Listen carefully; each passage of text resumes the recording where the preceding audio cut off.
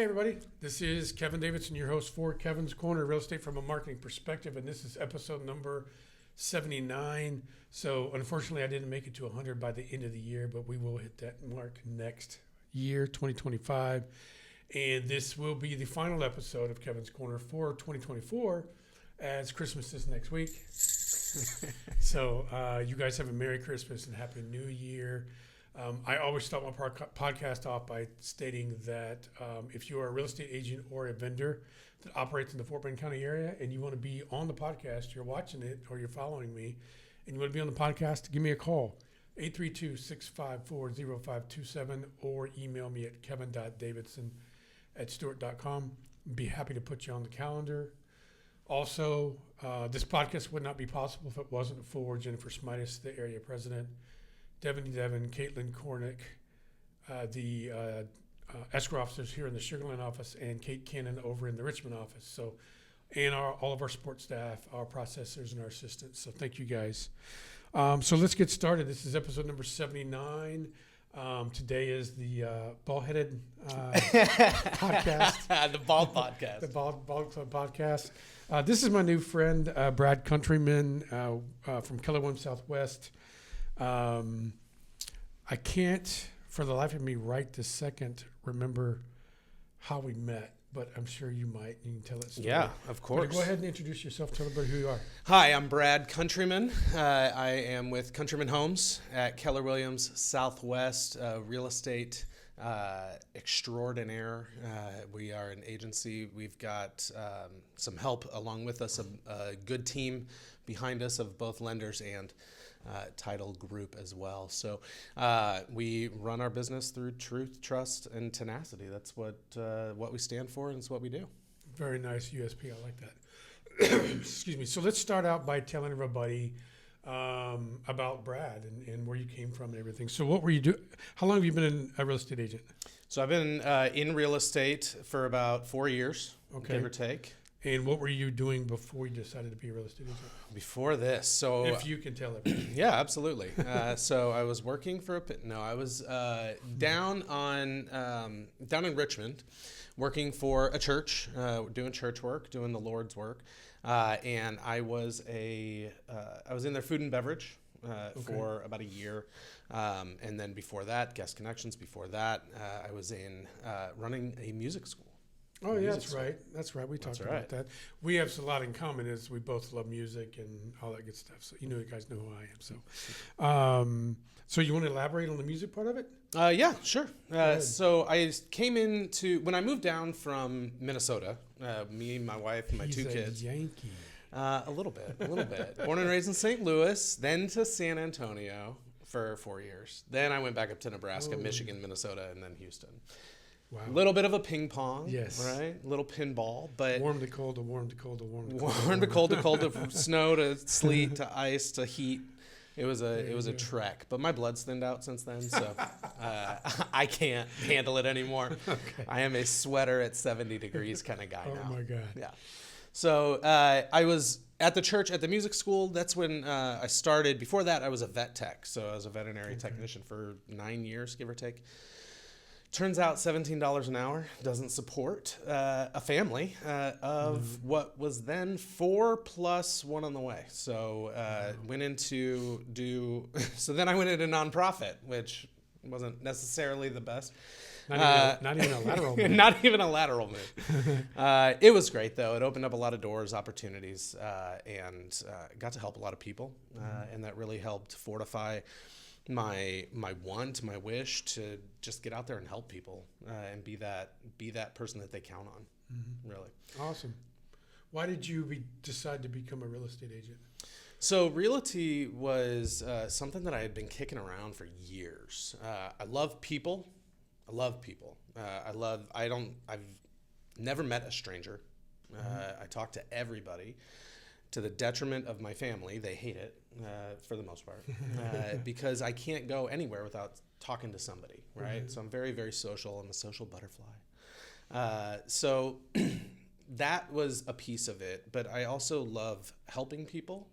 And quite honestly, the dollars make sense. Yeah. So if I can knock off all those boxes and still make a viable living and support my family and hopefully grow and turn this thing into a multi-million-dollar business, right? Then that's the route that I'm going to take every single time. Right.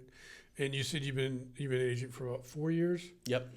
So what are you, do you consider yourself a buyer's agent, listing agent, leasing, investors, all the above? Yeah, so I've got a little bit of everybody in my pocket.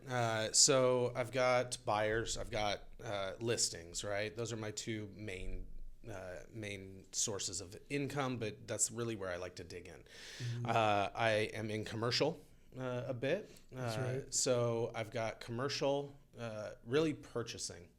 Not really into the leasing space. I really try and leave that to other people. So the same goes for residential too. On the commercial side. On the commercial side, but also on the residential. Yeah. So leasing, I really only do for family and friends. Okay. Right. And if somebody listening to this is a family or friend, then come on out. Yeah. But, my big thing about leasing is you have to prove to me that you need it right now. So what I mean by that is I don't want to waste your time. You don't want to waste my time. So you have to prove to me that you need to lease as opposed to buying, right? Only because it is far better for you to purchase. To buy, yeah, of course. Far better. So if you want to set yourself up for success in the future, then I'm your guy. I'll set you up. We'll go and we'll purchase and we'll create that equity. But if you're going to lease, I need a good reason to go out there and do that. What if someone says, because of my financial situation or credit situation, I believe I can only lease right now. Can you help them get to the point to where they can eventually buy? Oh, absolutely. Okay. So I've got 2 of those clients right now. Okay. So credit scores were super low, but we got a plan together. We're working on it. We've got debt consolidation. We've got someone helping out with the credit score side of it. And that's something that I do all the time. So I like to think of myself as a problem solver, right? Cool. So I want to find the problem, identify it, and I'm a big proponent of there's a workaround for everything. There is no you're stuck and this is your... There's always a way to fix it. That's right. It just might not be the way you wanted or anticipated, but there is a way to fix it. There's always a way to fix it. And more than likely, there's 2 or 3 ways. Right. So you are a perfect example of somebody that, because I teach agents, I tell agents all the time that you need to be the expert. You need to be the one that addresses and fixes people's real estate pain points. Well, that's what you do. You fix problems, their pain points. So that's very, very enlightening. I like that. Yeah, so I used to say I was, and I still kind of do, that I'm your stress sponge, right? Oh, there you go. During the buy process, the sell process, I'll be that stress sponge, right? You're going to not, hopefully, if I'm doing my job right, you're not going to feel the pain points along the way. I don't think that it's necessary to be in the minutia, the seller or the buyer to be in the minutia of the actual contract, right? Because they're busy with so many other things. They've got work, they've got moving, they've got a whole ton of things that they've got to deal with. So if I can take some of that off their plate, then I've done my job. Now the problem with that is that they don't know that it happened. Right. So it's good in that they only feel those smaller bumps. Right. And for the pats on the back, it's just for me and my wife and my broker to know. There you go. You know. So what part of town would you say that you're the expert in? So I keep my expertise mainly in the southwest area of Houston. Right. So I'm talking everywhere down from I say southwest.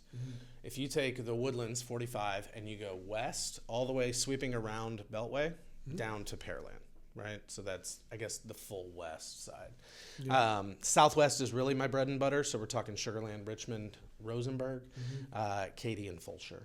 Those are my biggies. If someone contacts you and wants to sell a house and they're in Humble, will you take that case? Absolutely. Yeah. Absolutely. Okay. Yeah. My furthest one was Atascocita. I take that back. My furthest one was Corpus. And I've also done San Antonio. I have intimate knowledge in those markets as well.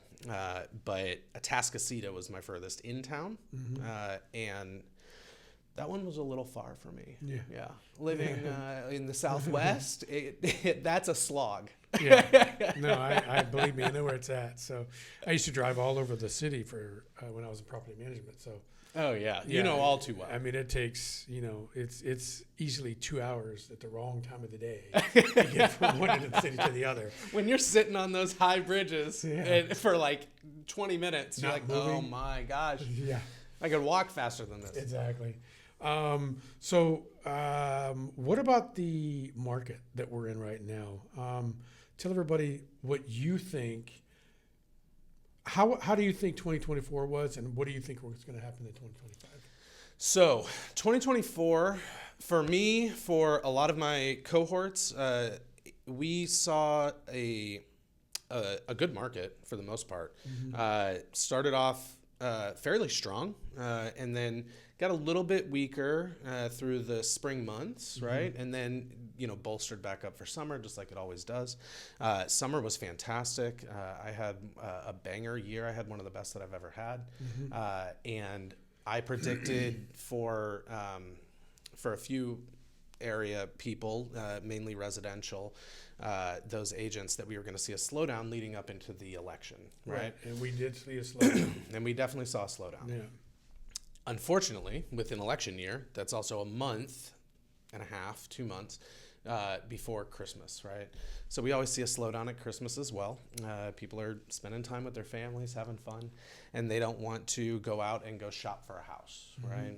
So I've got clients that we signed up in November that have since pushed off into the new year, right? Yeah. So the Fed has made some really good moves over the past few months leading up to the election, and then since. We'll see how that affects mortgage rates, and which in turn would feed the American public, but specifically the Houston area. But the thing I love about the Houston area the most is that we are not included in all of those national numbers on the whole. Right? No, we're usually doing better than the national numbers. Yeah, so we always are building. We're always expanding. I thank the Med Center for that, and I thank the oil and gas folks. So a lot of that is Elon very Musk. helpful. I'm a big fan. I'm a huge fan. I'm sorry. I like Elon. He's a trillionaire. I'm going to be his buddy. He's a trillionaire, and he's going to be our master and overlord when the robots take over. So make good friends with him. Exactly. People, first of all, home prices are still going up a little bit. They are. Interest rates, in my opinion, and this is based on when I bought the house that I'm still in. I've been in for 20 years. Interest rates are great. Okay. I couldn't agree more. They're great compared to what I paid for my house. Yeah. Interest rate wise. So, but people got used to the 2.5, 2.25, or 2.75 and 3 during COVID. So they're like, well, this 6 and 7 is too high. I'm like, no, it's not. I'd like to talk directly to our folks for a second. Okay. That ain't happening again. No. Okay. So the 2s, the 3s, okay, that is not going to come back. If I'm wrong, then come at me, and then we'll sign a contract and we'll go out and look. But that ain't happening again. So historically, thank you for bringing it up.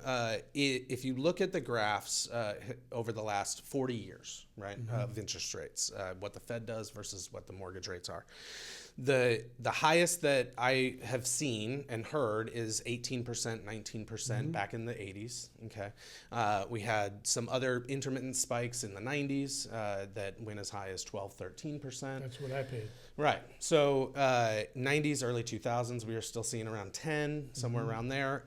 Once we hit, post-crash for sure, the interest rates were down a little bit, had to come back up in order to stave off inflation. But the sitting around that 8, 7, 6% is incredible. It's incredible. But we did get spoiled, right? Yeah.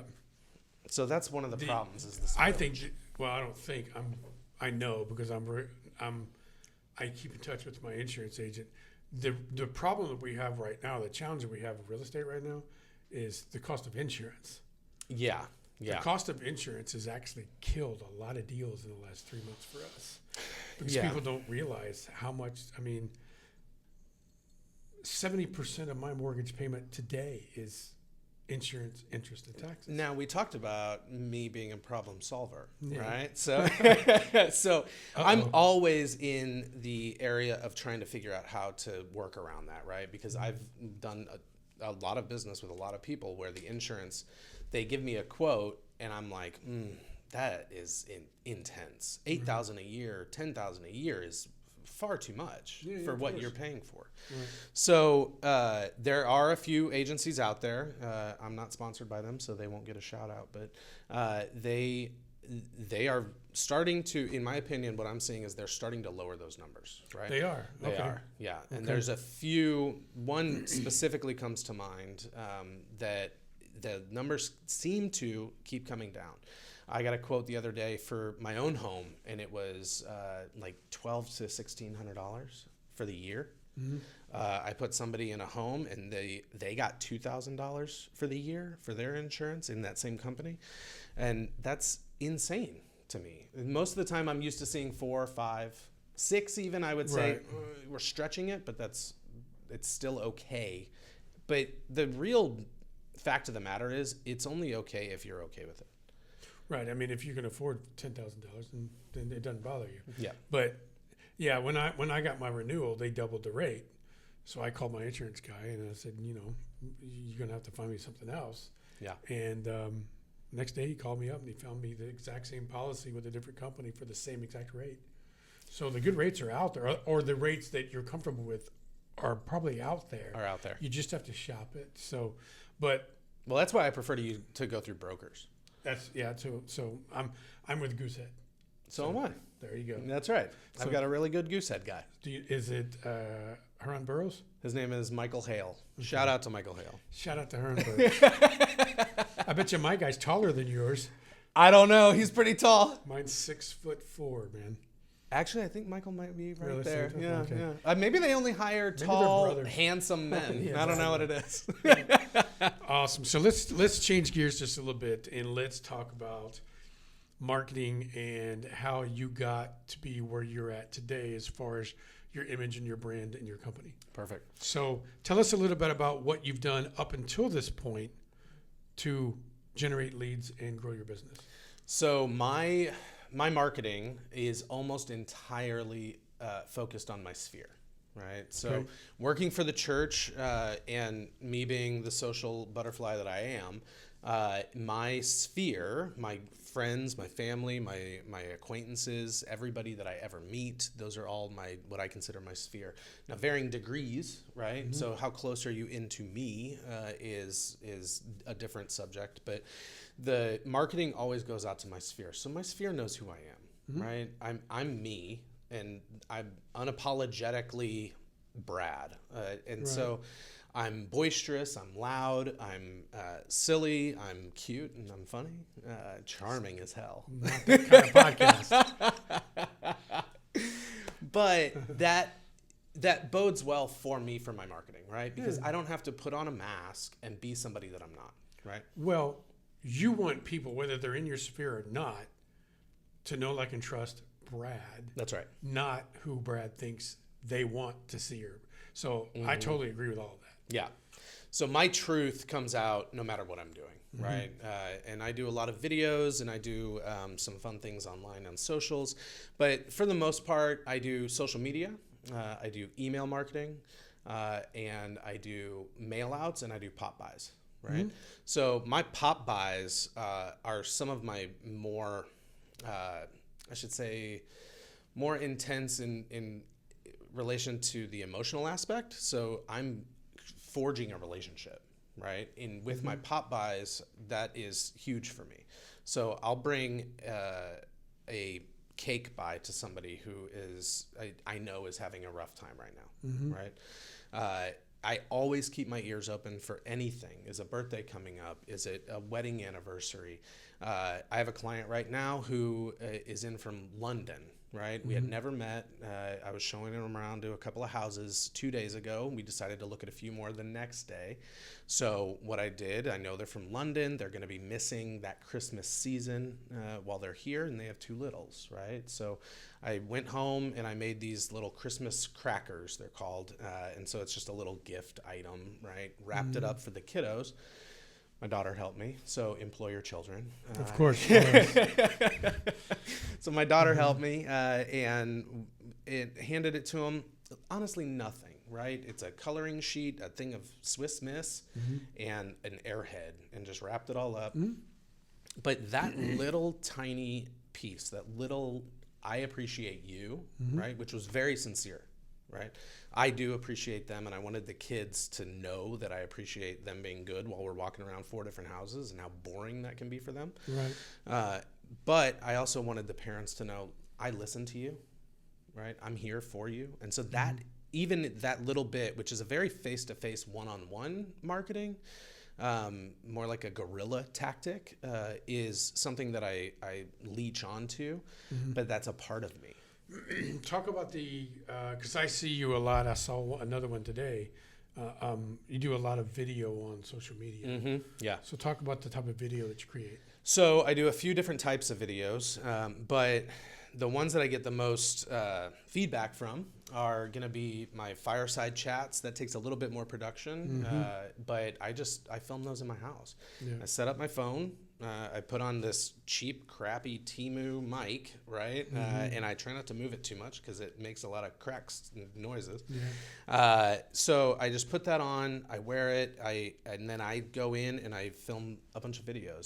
So the videos are really for you guys. It's all about I have these conversations with clients and friends and family, just digging, trying to find out what's important to the consumer, to the person, the average person looking for a home. And so we touch on topics, everything from what's a mud to when's the best time to buy, or what's a step-by-step selling process. So there's a lot of that coming in the new year as well. So I'm prepping all of my social media calendar for that. But beyond that, it's going out and just creating the video. So I did one, the one you're referring to is one outside of a new listing, right? And I just stand there and basically turn my camera backwards and talk to the camera and say, listen, this is what's going on. I got this beautiful home. It's in whatever, Katy, Texas. Come on out. It's going to be great. And hopefully somebody sees it, wants to get it. If not, they'll share it with one of their friends. Right.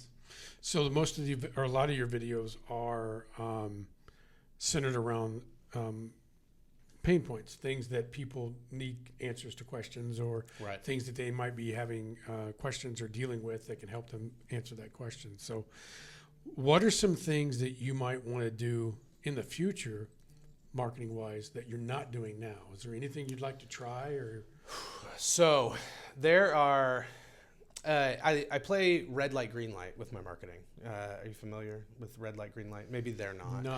Not So, with what you're referring to. I also play red light, green light with my car. That's a different story. Different story too. So red light, green light, I put money into a marketing tactic that I haven't tried yet. Right. So I'll buy out 6 months of half a page in a magazine in a local area. Right. So I do that. I only spend that amount, and I wait to see what's coming back from it. Right now, I know the rules. You're supposed to do it for at least 6 months, more like a year to 2 if you're going to do that kind of marketing. But in this profession, I prefer to see something quicker. Right. So I'm testing that water. I won't spend another dime on it until I see that return. Get something back. So, some things work great. Some things work terribly. Some things are fantastic for branding and not marketing, right? So I always will support my daughter's softball team or a softball team, something very close to me and my family. So we'll do that, but I know that that's not marketing. That's branding. Yeah, that's not necessarily going to get you a direct lead. Right. But it is going to get your brand out there so people can see it. That's correct. Yeah. That's correct. And that branding is a huge aspect of your business and marketing. Yes. I tell a lot of agents, well, but how's that going to get me a lead? Well, this particular thing is not going to get you a lead, but thousands of people are going to know who you are now and that you exist. Yeah. And that's the name of the game. So the huge piece that you just mentioned is staying top of mind. Relevant. Right. Relevancy is huge. So I want everybody to see my logo and know that means real estate. Exactly. Right. That's what I tell agents every day. I want to look at your brand. I want to look at your logo, know what industry you're in, and I'd be able to recognize that that's Brad Countryman. That's right. That's the name of the game. I want you to go, Countryman means real estate. That's the only thing that I want you to remember. Every agent that I mentor right now and ever have, he just said the same thing I tell you guys every day. Right. So it's true. And he didn't tell me. And I didn't tell him. Not yet, anyway. Yeah. So I plaster it everywhere, right? It's on every social. It's on every single video that I do. It's in every single post that I do. I tag with a hashtag Countryman Homes on every single, even if it's a personal one, right? I'll still hashtag Countryman Homes and Countryman Can. And so when that search bar comes up, and they're searching for Countryman Homes, all of those posts will show. Everything shows up. Yep. That part is massive. And the earlier that you get started doing that, the better you're going to be in the future, right? I knew that this wasn't going to turn into it 4 years ago when I started, but you build from the beginning, you build your business for success.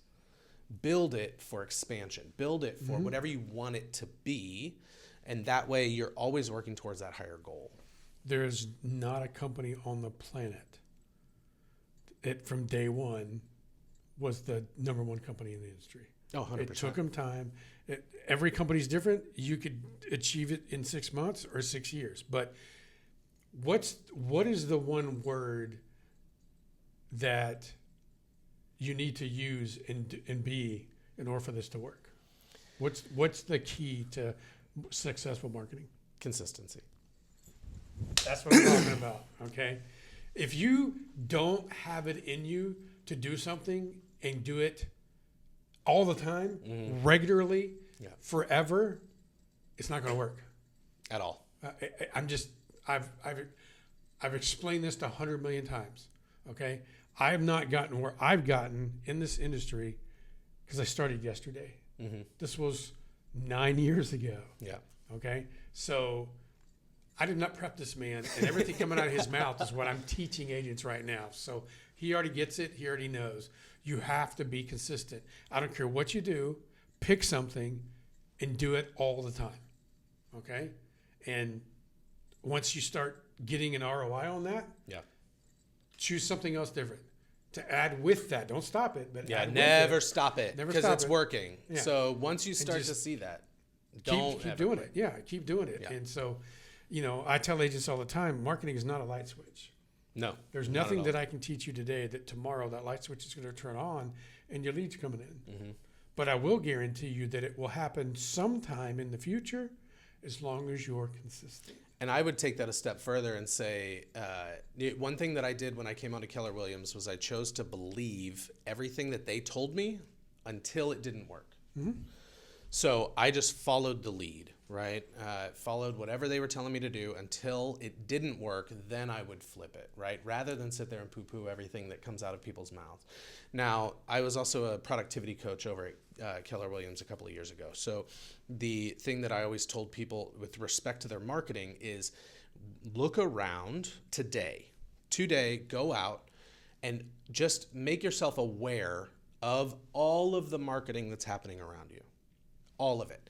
And the case in point that I use is count how many times you see Coca-Cola. It is, once you start paying attention, it is pervasive. It is everywhere. But they didn't get there overnight either. Right? They didn't start in print and media and video and billboards and whatever. They started with one, right? And maybe that was word of mouth for Coke. And then they build and build and build and build. But that's a 100+ year company. So how many times statistically across every industry, does it take for someone to be touched by marketing before they decide to make a buying decision? Before they make a buying decision, how many times do they need to be touched? I would say a minimum of 10, and probably closer. Go ahead. 7 to 8 is the actual statistical answer. So you're close. Good. So I'm overdoing it. Right. But my point is, if it takes somebody 7 to 8 times to be touched by marketing before they make a decision, why would you not be consistent? You're never going to be in the game if you're not consistent. The thing that's going to kill them is when they see that first hit of success and they back off because I did it. Yeah. And I got that first, second, third sale, and immediately I went into, okay, I need to focus on this sale, and I let everything else slide. All my marketing, everything, and it put me 6 months behind. Yeah. It was You the can't stop worst. it. No matter what happens in your business career, you have to, it's the one thing you can't sacrifice. Right. You can't put off. You can't come up with excuses of why you don't have to do it today. If you are scheduled to post or to make a video or whatever it is, and you have a client that wants to buy a $500,000 house that wants to see you at the time on the calendar that you're supposed to post, take care of the client, and when you're done with the client, post. Go post. Don't put it off and say, well, it was taken care of by somebody else. I'll do it tomorrow. That's not going to work. Yeah. You have to do it all the time. And I would say that one last thing that I'd like to touch on is that consistency is key, but everything works if you work it. Right? So if you're a door knocker, if you're an open house person, if you're whatever kind of agent you are or whatever kind of business you're in, whatever you choose to market in, every piece of it works. It's just, are you willing to work it? And if you're not willing to work it, if you think it's too hard or too much or too whatever, then back out of it and find something else because you're not going to be good at it. Once you start doing it consistently, you'll learn, right? It's just like going to college, okay? It's like riding a bike. School of hard knocks, as it were, right? Exactly. Find out what works for you and capitalize on it. Yeah. But I learned from a friend of mine, old friend of mine. He was my mentor in property management, and now he's an international keynote speaker and business coach and all that stuff. Steve Rosenberg. And I truly believe that what he says is it's a mindset thing. Oh, yeah. You have to change your mindset. You're not going to be the best at everything, but you have to have the mindset and the drive to figure out what it is that will work and then capitalize on it. And if you don't have that determination and drive, I don't know what to tell you, man. Yeah. Because there's not a successful person in this planet that doesn't have it in some way. I think you have to wake up. I heard this the other day. Who said this?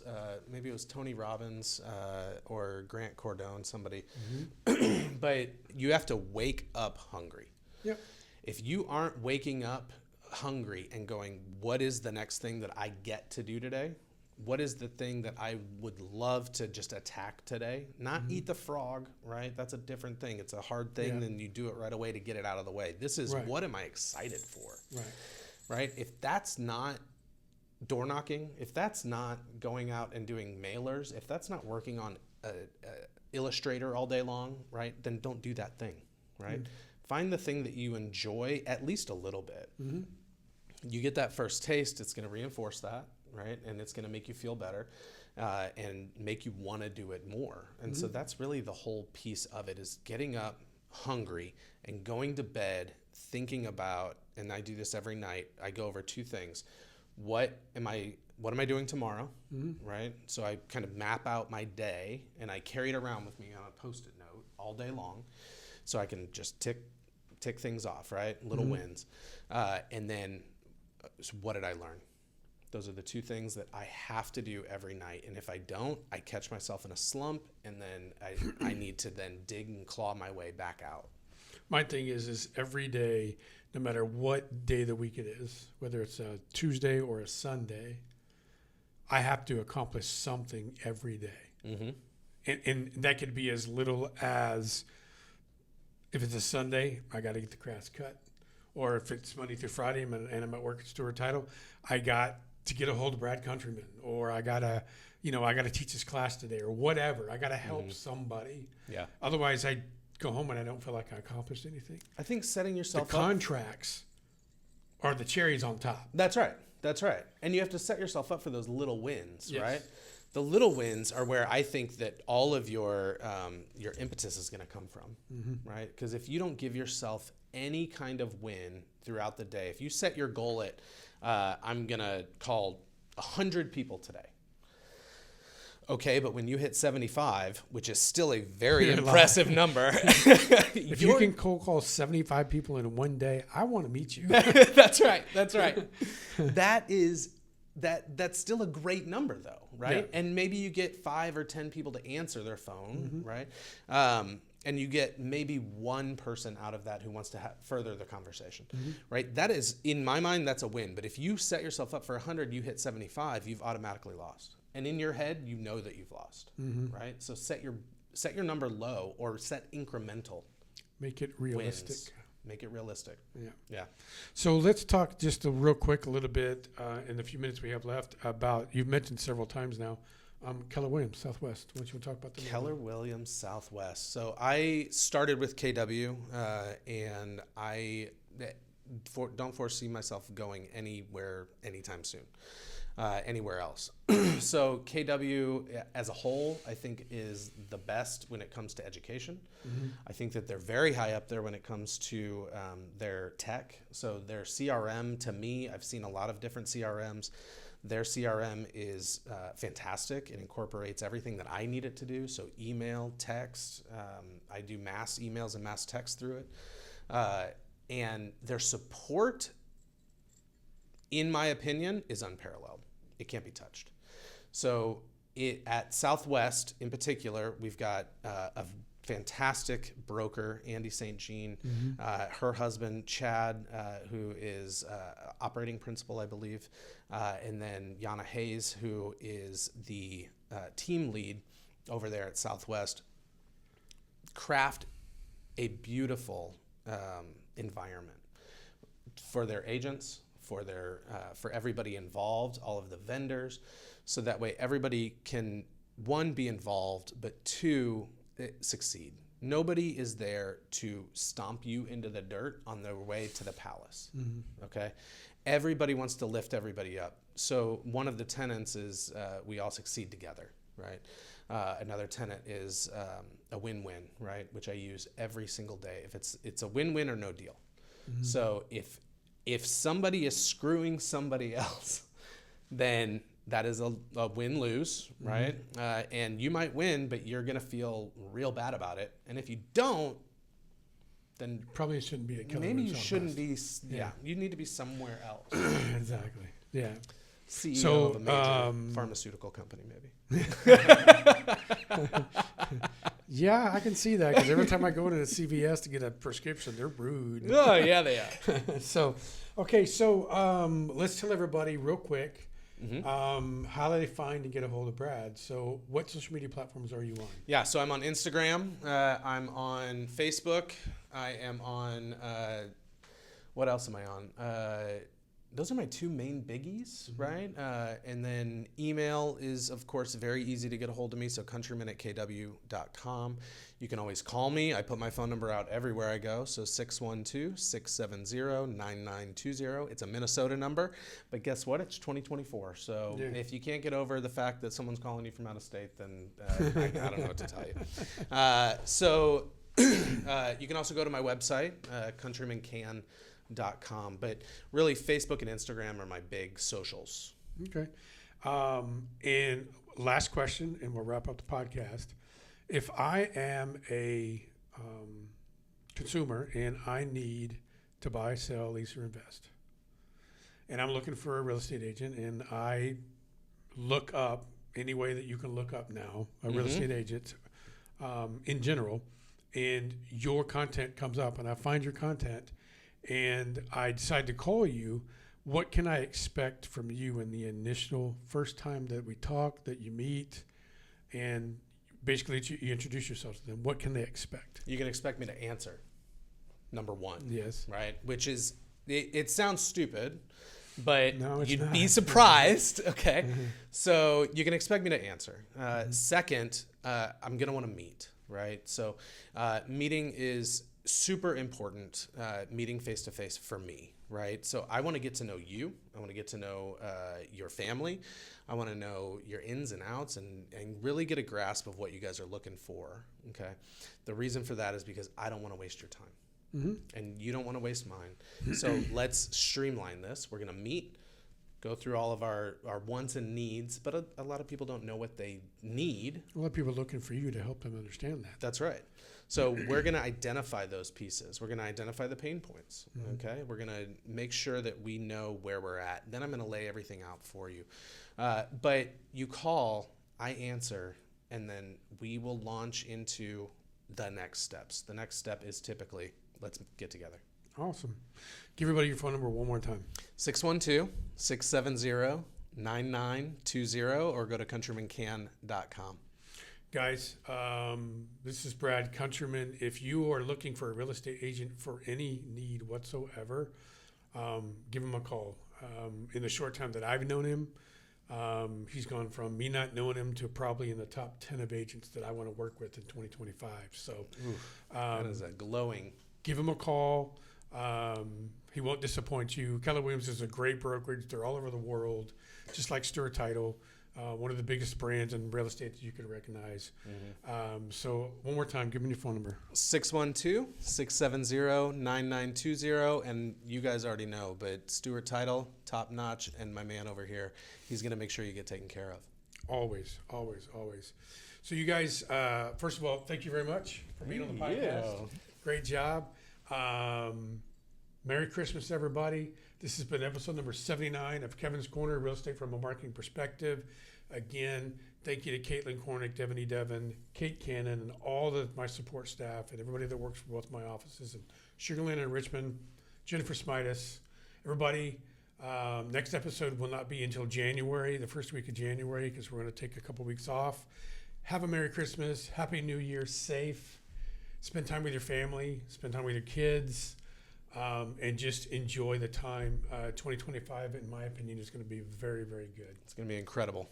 You guys have a great week. See you soon. Take it easy. Bye-bye.